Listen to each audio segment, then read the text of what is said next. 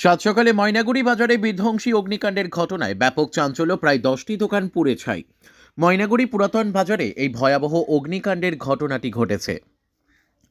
দমকলের দুটি ইঞ্জিন পৌঁছে কয়েক ঘন্টার চেষ্টায় আগুন নিয়ন্ত্রণে আনে।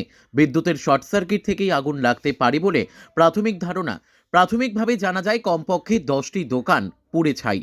পুরো ঘটনার তদন্ত শুরু করেছে দমকল এবং পুলিশের পাশাপাশি পুরসভা। আগুনের খবর পেয়ে ঘটনাস্থলে ময়নাগুড়ি পুরসভার ভাইস চেয়ারম্যান উপস্থিত হয়। ময়নাগুড়ি পুরসভা এবং থানার আইসি নিজে আগুন নেভানোর কাজে হাত লাগায়। বাজারের ভেতরে একটি মিষ্টির দোকানে বেশ কিছু গ্যাস সিলিন্ডার ছিল। দ্রুত সেগুলি সরিয়ে ফেলার ব্যবস্থা করা হয়।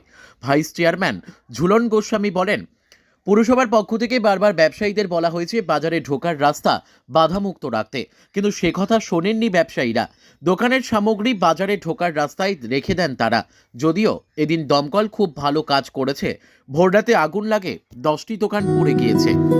আজকে ময়নাগুড়ি বাজারে বিধ্বংসী আগুন ভোর রাত্রে লেগেছে এবং 10টার উপরে দোকান পুরো ছাই হয়ে যায়।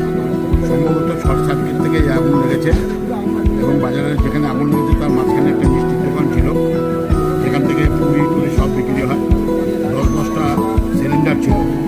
আমরা ময়নাগুড়ি বাজার থেকে বাজারে এসে প্রত্যেকবার পৌরসভার থেকে অন্তত যাতে গলিগুলো ক্লিয়ার করে দেওয়া যায় তার জন্য আমরা বারবার পথে নেমেছিলাম, কিন্তু কোনো কাজই হয়নি। ব্যবসায়ীরা পুরো তাদের সামান নিয়ে রাস্তায় থাকে। এখন একটা বিধ্বংসী অগ্নিকাণ্ড ঘটলো, এখন দেখা যাক কী হয়।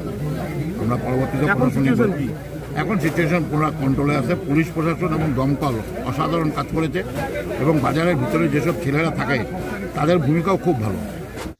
ব্যুরো রিপোর্ট, আমাদের টিভি।